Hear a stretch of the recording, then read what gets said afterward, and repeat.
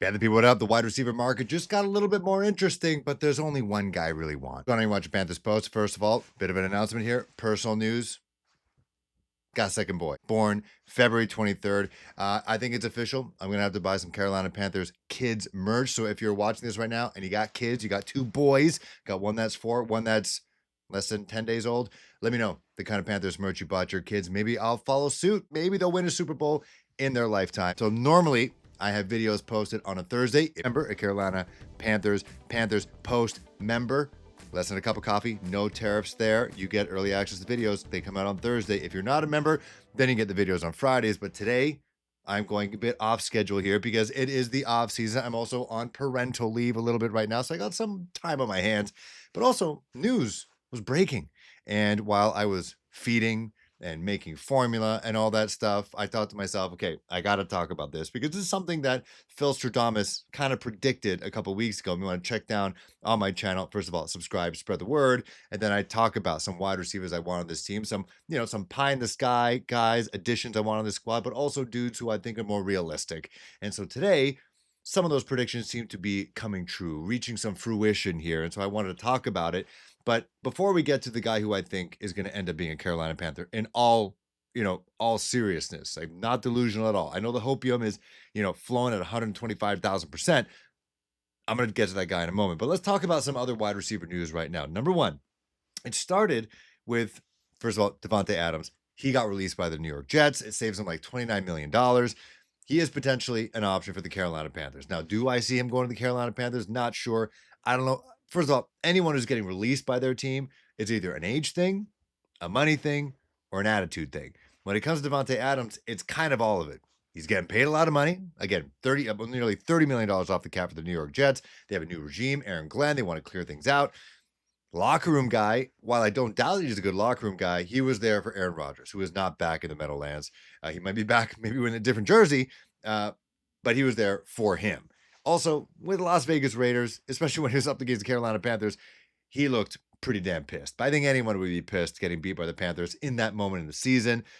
But before he left Green Bay and then went to the Raiders, to me, Devontae Adams was the consummate pro. He was the pro's pro. So if he buys in to the culture building, wants to deal with a young coach, wants to deal with a young quarterback, and wants to play ball, great. Another guy who was released, that's Tyler Lockett with the Seattle Seahawks. Now, he offers some speed, maybe not so much anymore. He was born in 1992, which basically means you old. Had a bit of an off year because they got Jackson Smith and Jigba, new head coach, kind of a new situation in the Pacific Northwest.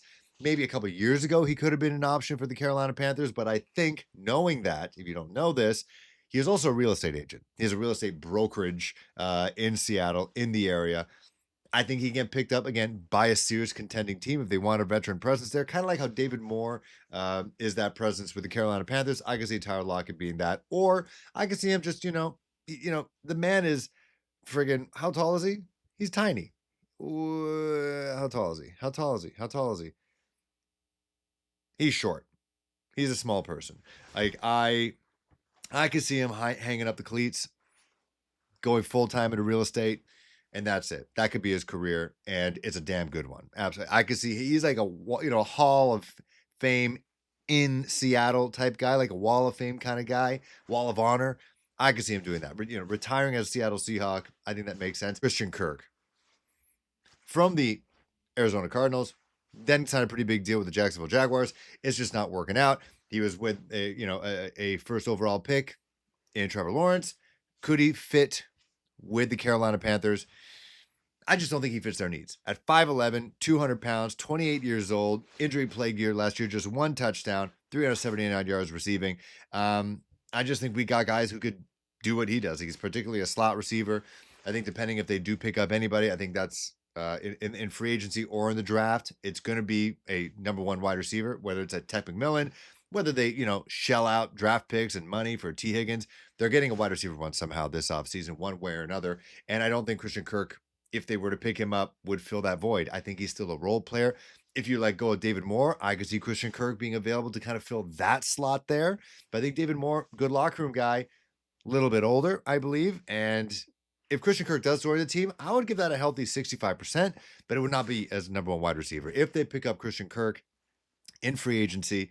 And depending on what they do on the defense with the 8th overall pick, I could see them still picking Ted McMillan out of University of Arizona. And then Christian Kirk, again, just being that role player in that slot receiver position. He could also bounce out outside. When he was healthy, he was pretty dangerous, but he was never a guy defensive coordinator is going to be worried about. Someone I predicted who I thought realistically could join the Carolina Panthers, and that's DK Metcalf. All 6'4", 235 pounds, him 27 years old. And you probably heard this already 1,000 times. You've already watched Carolina Panthers content. The man has had at least 900 receiving yards every single season since he got into the league. DK Metcalf, he's got some speed. For a guy who's 6'4", 235, he is an absolute alien. Remember that interception? He tracked down the defensive player. He can make things happen. And then you can kind of overcome whatever lack of speed he might have, some speed he may have lost by just his sheer physicality, his size, his athleticism. He can make up for it. Because I don't think Ted McMillan is that fast. I don't think if he were to run in the combine, I don't think he's running in the 4.3s. I don't think he's blazing speed. I think he beats guys with his size, kind of like DK Metcalf would beat guys with his size. He is a much better Kelvin Benjamin. And the reason I feel that this man, I think if I were to say he is joining the Carolina Panthers, a percentage point, if I were to give it a number, I'd say it's like 78 to 85% that he joins the Carolina Panthers. And why is that? First of all, he meets so many needs for this team. Number one, the NFL is always about relationships. It's all about relationships. That's like I just talked about. Devontae Adams, Aaron Rodgers had a relationship. They wanted to join each other in New York. They did. Didn't work out, but that's how it started. Going back to Devontae Adams, he went to college with Derek Carr. Derek Carr and him meshed together in Vegas. Again, didn't work out. Maybe I'm making a bad case for relationships, but when it comes to coaching, head coaches bring on their coordinators. We see that with Dave Canales and Idzik. These guys work together in Tampa. They're now doing things in Carolina. Dave Canales and Dan Morgan knew each other. Their offices are just down the hall from each other in Seattle, and now they're just kind of the same hive mind here. And that's just kind of how the NFL works. That's how pro sports works. It's all about relationships.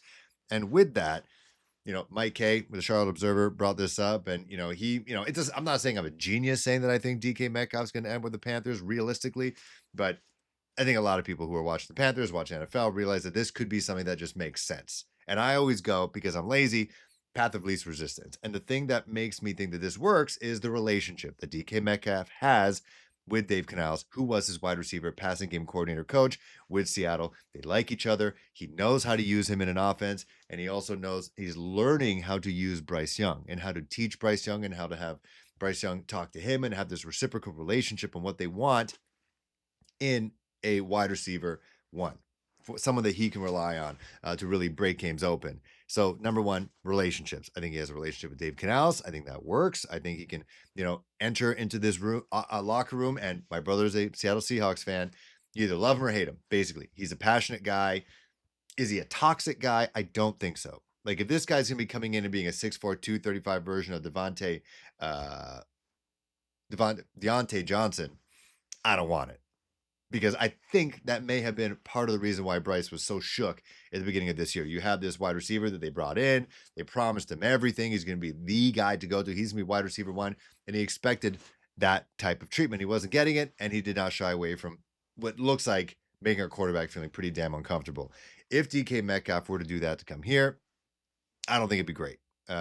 He got into it with Geno Smith a lot, got into it on the sidelines a lot. Can't be doing that. So he would have to buy in. He would have to trust Dave Canales with that relationship that they have, trust the process that Dave Canales has for him, and also trust Bryce as well. And of course, our guy Keith Perrin doing great things. Shared a clip, which we have seen before, and I think we've talked about this before in the past, in the offseason, when we thought, maybe DK Metcalf could be a wide receiver one for the Panthers. It was Bryce Young chucking a beautiful pass for DK Metcalf in a place where only DK Metcalf can get. Just imagine the process blue. I think it looks great. Number two. So number one was relationships. Number two, Dan Morgan talks about he wants people to fear the logo again. Because right now, no one's scared of the Carolina Panthers logo. Nobody. And DK Metcalf is a scary dude. Like I said, when it comes to the sideline antics, the emotion that he plays with, how he looks on the field, just the hair, the nose ring, he's kind of like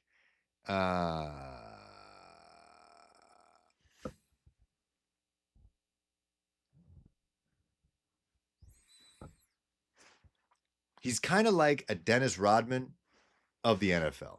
If the NFL could have a Dennis Rodman, it'd be DK Metcalf. And he would set the tone of the wide receiver room. He is firmly the wide receiver one. He is also somebody who will knock you the F out. He will chase you down if there's a pick. He will block. He will get in your face, and he will block hard. He'll open up holes to Chuba Hubbard or whoever they draft in this very deep running back class. I think he just sets the tone culturally if you bring him onto this team. He is a dude that you will fear on offense. Nobody fears a team on defense. They're going to work on that. They're going to get dogs. If you want an offensive version of a dog, we got a couple of them thus far in Robert Hunt, in Chuba Hubbard. I thought Tommy Tremble was a dog. I hope they bring him back. I really do like Tommy Tremble. DK Metcalf, he is a dog. Capital DAWG, however you want to spell it. He is a dog. That he is a linebacker as a wide receiver in terms of mentality, physicality, and I think Dan Morgan loves that in him and wants to bring him on Min Street. That's one reason. And number 3, I just think he's a true blue wide receiver one. I think he is better than everyone that's available right now, minus T. Higgins. If they can get T. Higgins, I think it'll cost a whole lot more. But I think he's that guy. You get him, and what it would take to get him could be a lot. I don't know why, personally. Like Deebo Samuel was picked up by the Washington Commanders for a 5th-round pick. You can say what you want about both guys. They're both very physical players. They can play all over the field. You could say that Deebo is a better player than DK Metcalf. He's also slightly older, I believe. Let's take a look. Deebo Samuel. How old is Deebo? He's 29. So he's 2 years older than DK Metcalf. You could say that he is a better all-around football player than DK Metcalf. He went for a 5th. What I'm seeing right now, and again, this is from Mike Kay from the Charlotte Observer, he suggested a pick swap. So the Panthers go all the way down to pick 18. The Hawks go up to 8, so they can almost replace some of these wide receivers that they've lost in Tyler Lockett and DK Metcalf and get themselves a Tech McMillan or whoever, defensive player potentially, because Mike McDonald's defensive head coach. Panthers go down to 18 and maybe gives them a day 3 pick, whether a 6th round or something like that. I don't know. Someone might want to explain to me in the comments why that would be a fair comparison. He talks about how this would be a prove-it year for DK Metcalf. They're going to have to sign him a little bit. They're going to have to basically trade and sign and extend him to his 3rd big contract in the National Football League. But at the same time, the Hawks have no leverage because DK says he's leaving. He wants to seek a trade. He doesn't want to be there. So in order to prevent a toxic situation between the Seahawks and DK come training camp, if they can't find a deal before then, they might be able to barter, bottom of the dollar type situation where it is the Panthers have 3 5th-round picks. Package that with a player or something. They've already done deals with the Seattle Seahawks before when they got Mike Jack from them with a 7th-round pick. I don't know why it would cost a pick swap, because in an ideal world, you get to keep your 8th overall pick. You still get DK Metcalf for like a day 2 pick. Like you can let go of the, a 3rd-round pick. I think they have 2 4th-round picks, something like that. Give a 3rd and a 4th for DK Metcalf, and you still get number 8. You can get a Mason Graham. You can get a Shamar Stewart. You can get a Mike Green.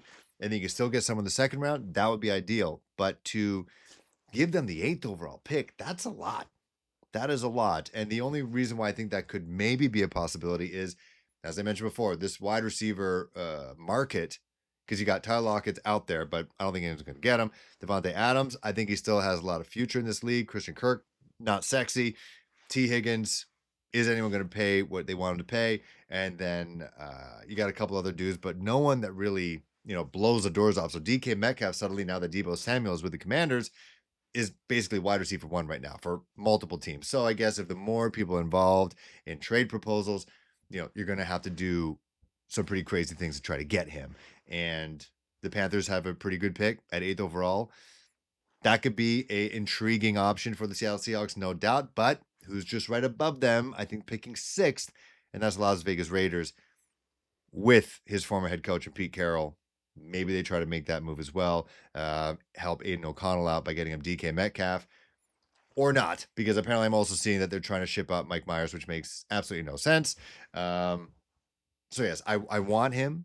Do I want to? If the only reason why I think the pick swap would be okay is because this is such a deep defensive line draft. If you do swap and you're picking at 18, you can still get your Nick Scortons. You can still get your James Pierce. You can still get a linebacker, Jihad Campbell. I think he could be available at pick 18. Let me just look at a mock draft right now. Let's just see who the Hawks are picking. 2021 NFL mock draft. This is going to be quick. Charles Davis, who just did it 6 hours ago from NFL Network. By the way, he just had the Panthers pick up Jalen Walker, who hurt his quad. So 18th overall. So Walter Nolan, defensive tackle out of Ole Miss. I mean, if that's your consolation prize, you get DK Metcalf and you could also get Walter Nolan. That could work out. Mind you, these are the other guys who were also picked after that in pick 18. Number 20, they got the Denver Broncos picking Nick Emmanwori out of South Carolina. Absolute beast. Like, speaking of the Seattle Seahawks, to me, he is the new version right now of, oh my God, what's his name? Legion of Boom. Cam Chancellor. Wow. So here's some of the guys that were picked after Walter Nolan, like in the later picks in the first round. They had Ted McMillan picked by the Tampa Bay Buccaneers, working alongside Mike Evans. But they had Nick Emmanwori, who to me is Cam Chancellor 2.0, picked by the Denver Broncos. So he'd still be available. Jahdae Barron, cornerback. You could draft him.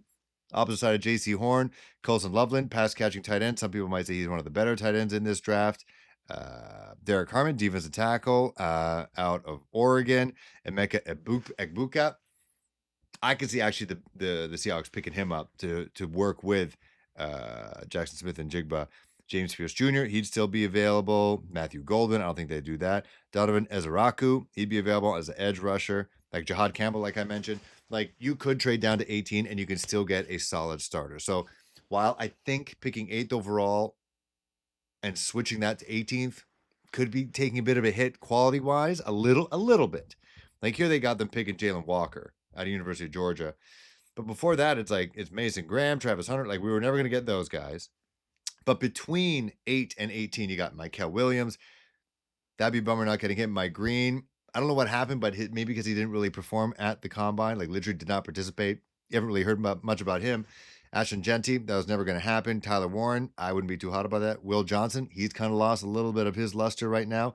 Kenneth Grant, that'd be a bummer. Shamar Stewart, again, physical freak. You'd be missing out on him. But then again, you could either, would you be happy with DK Metcalf and Walter Nolan or Nick Emmanwori, Jahdae Barron, Derek Harmon, James Pierce Jr., Donovan Ezeraku, Jihad Campbell? Would you be happy with that? While still getting a guy like Princely out of Ole Miss in the second round. You could still do that. So I think bringing a guy like that, you can explain that to the fans and they'd be happy. That's my instant reaction. Not instant. I've had a couple hours to think about it since it actually happened this morning. I just didn't have time because I got 2 kids now. So yeah, let me know in the comments below. Also, if you're a dad or a mom watching this, tips on being a father of 2 boys, 2 Panther fan boys. They don't know they're Panther fans, but they will be. What gear should I get them? And when's the right time to take a kid to an NFL game? My one kid's 4. He is a boy. Should he, like, what do I have to wait till they're like 9? Like, I'm going full tailgate. Like, how should I approach that? Let me know in the comments below. Do you want DK Metcalf on this team? And are you willing to do, at most, a pick swap? Let me know in the comments below.